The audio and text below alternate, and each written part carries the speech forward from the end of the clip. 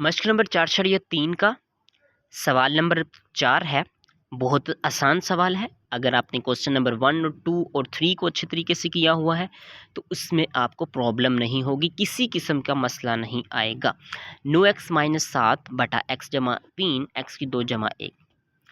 बच्चों x जमा 3 है तो इसका मतलब फिर a के नीचे पहले x वाली जिसके ऊपर x का दर्जा 2 नहीं है तो वो पहले लिख लेंगे। अब x की 2 जो है वो दूसरे नंबर पे लिखी हुई है सवाल के अंदर, तो फिर उसको bx जमा c के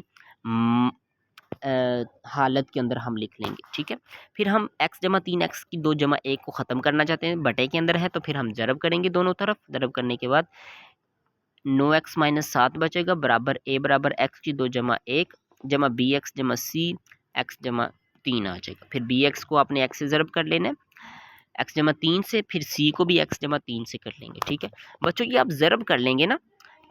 ये देखिए स्क्रीन के ऊपर तो ज़रब नहीं किया हुआ, लेकिन अगर आप इसको ज़रब कर लेंगे फिर आपको आसानी से वो कोफिशिएंट्स उनसे निकालने होते हैं ना, x की 2 वाले और x वाले, तो वो आप आसानी से निकाल सकते हैं। लेकिन सबसे पहले हम अब a की कीमत निकालेंगे। a की कीमत बटे के नीचे x जमा 3 है, जहाँ से x की कीमत -3 आ जाएगी। जहाँ जहाँ पे x है वहाँ पे -3 दर्ज कर देंगे। फिर हमारा a का जवाब कितना आ जाएगा, -17 बटा 5।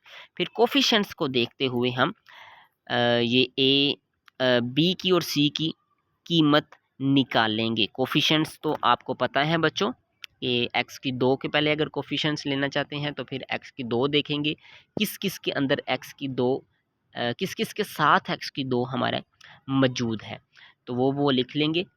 दोनों सिरों की तरफ ही देखेंगे और वहाँ से b की हमारी कीमत आ जाएगी। जबकि दूसरी तरफ अगर देखेंगे मतलब x वाली कोफिशिएंट के मुताबिक देखते हैं, मतलब जिसके अंदर सिर्फ x हो, जिनके साथ x हो, फिर उनको देखेंगे। जैसा कि b और c हमारे पास यहाँ पे आया है 3b जमा c बराबर 9।